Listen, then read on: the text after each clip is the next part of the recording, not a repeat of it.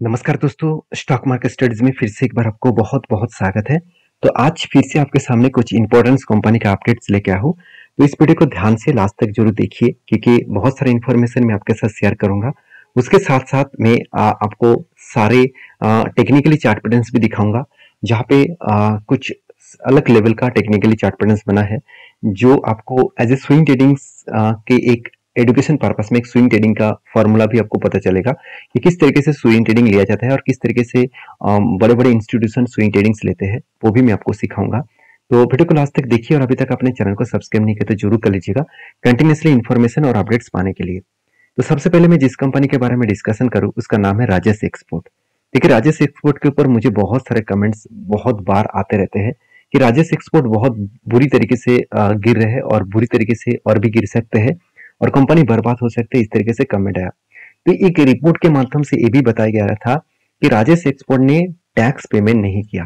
अगर मैं यही चीज को आपके साथ शेयर करूं तो ध्यान से इस चीज को देखना कि राजेश एक्सपोर्ट ने जो टैक्सेशन पेमेंट किया वो लास्ट कुछ 4 to 430% के आसपास टैक्सेशन दिया और ईयर ऑफ ईयर बेसिस में दिखा दूं तो कंपनी 3 से 4% ही टैक्स दिया।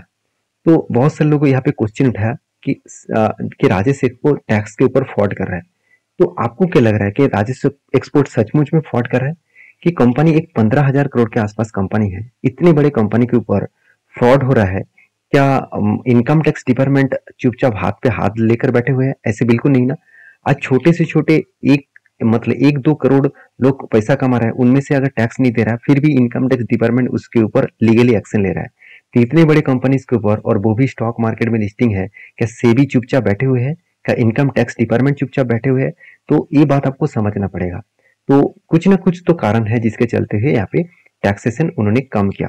देखिए, बहुत बार क्या होता है ना, टैक्सेशन कम दिया जाता है और टैक्सेशन तब कम दिया जाता है जब कंपनी का परफॉर्मेंस एक प्रेस मतलब एक लेवल में और एक प्रेशर में हो और उसका बिजनेस थोड़ा सा प्रेशर में हो। जब प्रेशर क्लियर हो जाएगा, मतलब जब कंपनी का सारे क्लियरिटी आपको पॉजिटिवली देखने को मिलेगा, तब वो कंपनी का जो कर्जा बाकी था, मतलब जो टैक्सेशन बाकी था, वो टैक्सेशन एक साथ पेमेंट कर देंगे। तो इस तरीके से भी बहुत बार डील्स देखने को मिल जाते हैं। तो शायद मुझे लगता है इसी तरीके से कारण की वजह से टैक्सेशन अभी कम दे रहा है। तो आपको टैक्सेशन देखने से कुछ फायदा नहीं है। अगर यहाँ पे गड़बड़ी होता तो बहुत दिनों से ही शेयर के ऊपर बिग क्रैश देखने को मिल जाता, क्योंकि अगर सेबी और मतलब सेबी ये बता देते रिपोर्ट के माध्यम से कि राजेश एक्सपोर्ट फ्रॉड कर रहा है, राजेश एक्सपोर्ट टैक्स नहीं दे रहा है और अंदर की बात बाहर यहाँ पे नहीं पब्लिश कर रहा है, तो शेयर के ऊपर कितना बड़ा क्रैश होता आप सोच लीजिए। और इंडिया के 30%, इंडिया के नहीं वर्ल्ड के 30% गोल्ड जो माइनिंग है, इसके ऊपर 30% मार्केट शेयर अकेला राजेश एक्सपोर्ट लेकर रखा है। तो एक हायर पॉसिबिलिटी है इस कंपनी के ऊपर। हाँ, एक चीज आप बोल सकते हैं कि कंपनी का जो मैनेजमेंट टीम है वो लास्ट कुछ 3 इयर्स में कंपनी कुछ क्लैरिफिकेशन नहीं दिया कि कंपनी के अंदर क्या चल रहा है। कोई भी ऐसे कन्वर्सेशन मीटिंग्स नहीं बिठाया कि जहाँ पे कुछ डिटेल्स मिले। देखिए, वो मीटिंग्स कहाँ पे आपको देखने को मिलेगा, ध्यान से इस चीज को देखना। यहाँ पे देखिए जो यहाँ पे एक चीज आपको देखने को मिलेगा, जो ट्रांसक्रिप्ट ऑप्शन है इसको आप क्लिक करेंगे तो आपको सारे डिटेल्स मिल जाएगा, जहाँ पे एक्चुअली कन्वर्सेशन के माध्यम से जो इसका इन्वेस्टर है वो मतलब इसका जो मैनेजमेंट टीम है उसको क्वेश्चन पूछेंगे और वो क्वेश्चन का आंसर देना पड़ेगा। तो ऑब्वियसली इस यहाँ पे एक वीकनेस है क्योंकि यहाँ पे कोई कन्वर्सेशन नहीं हुआ है। तो ये मेरे पॉइंट ऑफ व्यू से देखा है तो वीकनेस है, क्योंकि मैनेजमेंट टीम नहीं चाहते हैं अभी कोई कन्फ्रेंस करने के लिए और वो भी इन्वेस्टर के साथ। तो इन्वेस्टर के साथ अगर कन्फ्रेंस करते तो एक पॉजिटिवली न्यूज आ जाता कि एक्चुअली उन्होंने टैक्स कम क्यों दिया और उसका बिजनेस के ऊपर इम्पैक्ट क्या चल रहा है, उसका फ्यूचर का विजन क्या है, ये सब कुछ पता चलता। तो अभी तक कोई भी डिटेल्स पता नहीं चल रहा है, तो इसलिए मैं इस कंपनी के ऊपर थोड़ा संभल संभल के काम कर रहा हूँ। फिर भी मैं इस कंपनी के ऊपर एक पॉजिटिव बुलिश ट्रेंड में हूँ, क्योंकि कंपनी के ऊपर एक रेंज के हिसाब से कंपनी ट्रेड बन रहा है। बहुत बार इस रेंज के हिसाब से कंपनी ट्रेड दिया है और बहुत बार टारगेट भी दिया है। तो मैं एज ए स्विंग ट्रेडर्स के हिसाब से अच्छा खासा काम कर रहा हूँ। बहुत बार मैंने ट्रेड भी लिया और फिर से एक बार ट्रेड भी मैं ले चुका हूँ। कहाँ पे ट्रेड लिया मैं आपको मेंशन कर दूं। यहाँ पे चार्ट पैटर्न देखेंगे तो देखिए प्रीवियस कितनी बार मैंने ट्रेड लिया, जो मैंने आपको मार्किंग भी करके दिया। तो बहुत बार ट्रेड लिया। फर्स्ट टाइम मैंने ट्रेड यहाँ पे लिया और सेकंड टाइम यहाँ पे ट्रेड लिया, third time, fourth time, fifth time और यहाँ पे देखिए 6 टाइम फिर से एक ट्रेड बन रहा है। अगर इस ट्रेड तो मेरा हो ही चुके हैं, मैंने एंट्री तो यहाँ पे ले ही चुका हूँ। जब यहाँ पे टच हुआ तब मैं एंट्री ले चुका हूँ और टच होने के बाद नीचे आया तो मैं आपको ये भी बताया कि जब नीचे आ रहा है तो नेक्स्ट जो लोअर साइड का लेवल है 445 तक आ सकते हैं, क्योंकि यही प्रीवियस कंपनी के लिए एक स्ट्रॉन्ग रेजिस्टेंस है, सॉरी स्ट्रॉन्ग सपोर्ट जोन है। इस सपोर्ट को वो रिटेस्ट करने के लिए आ सकते हैं, या से वो रिवर्सल कर सकते हैं। तो देखिए जिस तरीके से वॉल्यूम हो रहा है, मैं आपको बहुत बार इस चीज को दिखा चुका हूँ, सिखा चुका हूँ।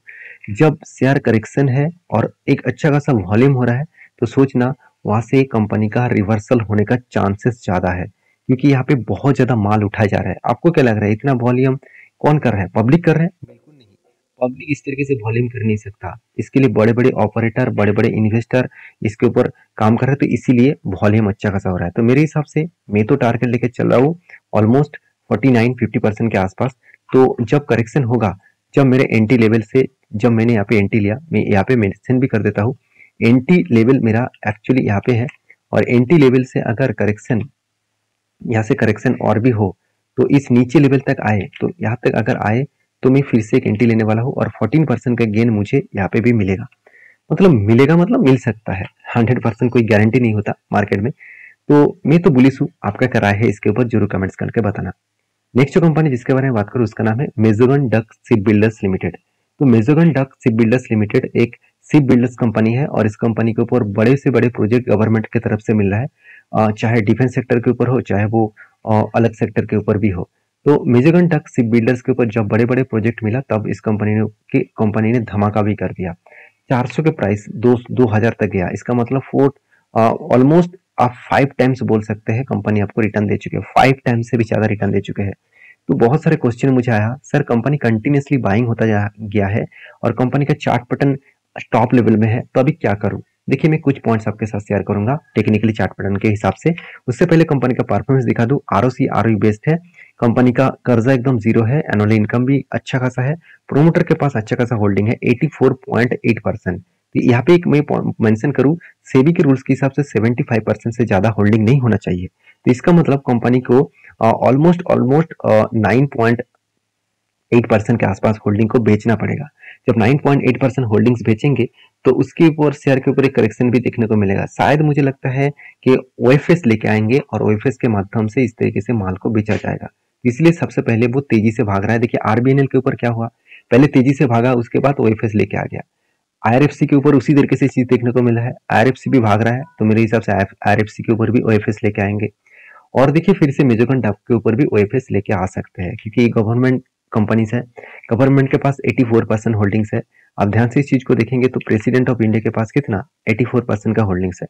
तो ज्यादा होल्डिंग्स मतलब ज्यादा उसको कुछ स्टेक तो बेचना पड़ेगा, क्योंकि सेबी के रूल्स के हिसाब से 75% स्टेक प्रोमोटर के पास ही होना चाहिए। तो जब बेचा जाएगा तो मैं आपको जरूर वीडियो बना के शेयर करूंगा। फिलहाल के लिए जो हालत है वो आप देखेंगे, कंपनी का वो जो नेट प्रॉफिट है वो आप देखेंगे कंटिन्यूसली नेट प्रॉफिट यहाँ पे कुछ इस तरीके से देखने को मिला।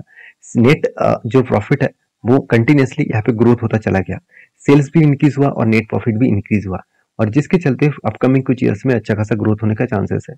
अगर मैं प्रोमोटर को छोड़ दूं, बाकी एफआईएस और डीएस को देखूं, तो कंटिन्यूसली एफआईएस और डीएस ने भी क्या किया, होल्डिंग्स को इंक्रीज किए।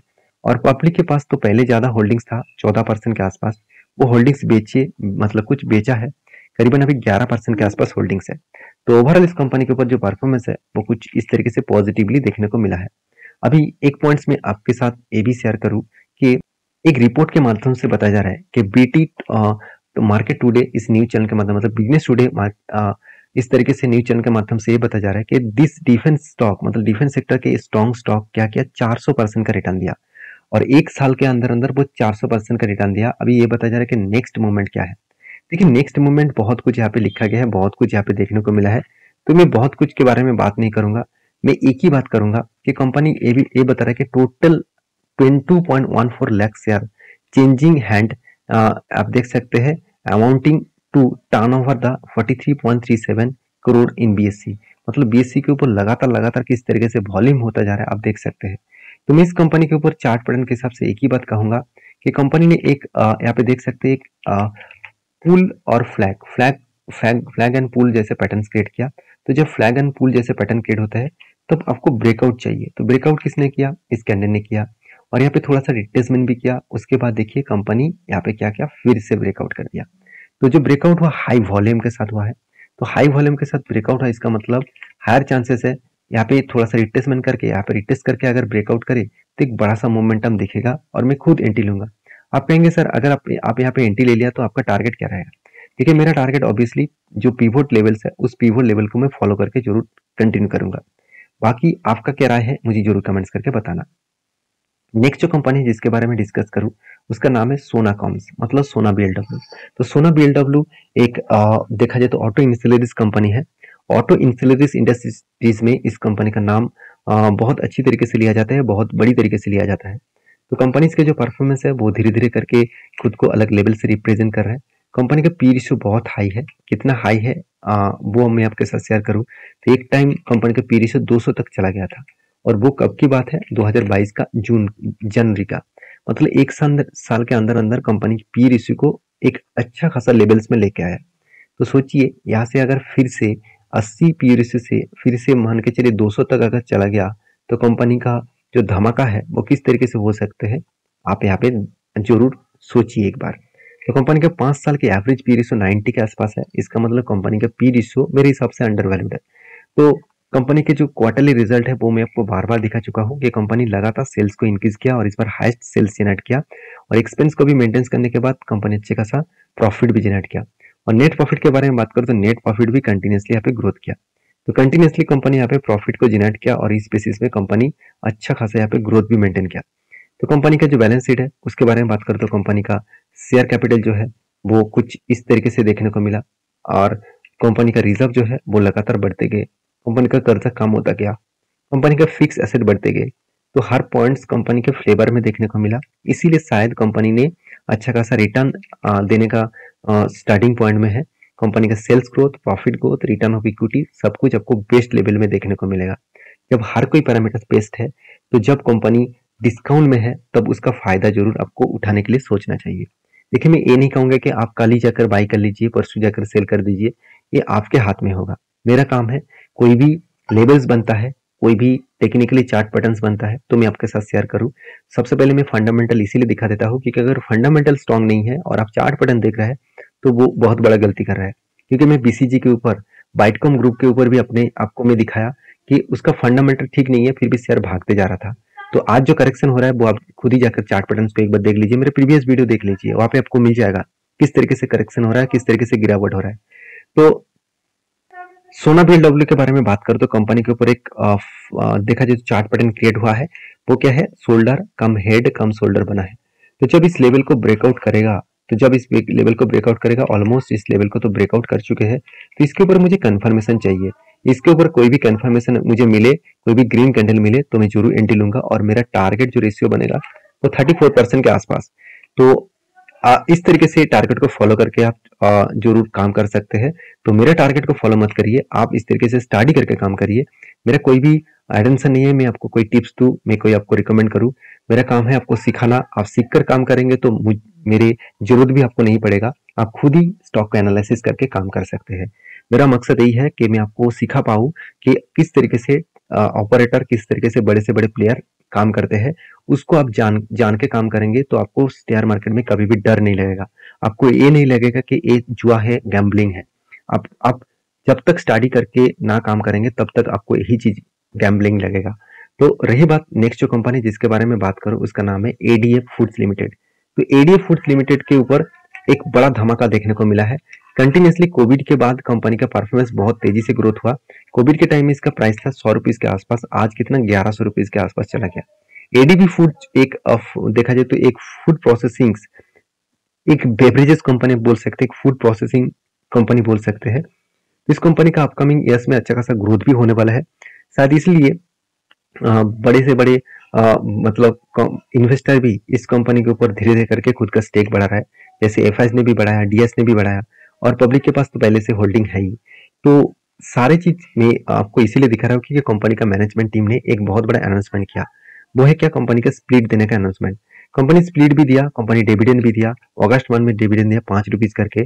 स्प्लिट भी कंपनी देने वाला है 11 तारीख को, और कंपनी एक के बदले 5 शेयर देने वाला है क्योंकि कंपनी का 10 का फेस वैल्यू 2 रुपया बनेगा। एक के बदले कंपनी 5 शेयर आपको देने वाले है। तो आई होप वीडियो में आपको बहुत कुछ जानकारी मिल चुके हैं।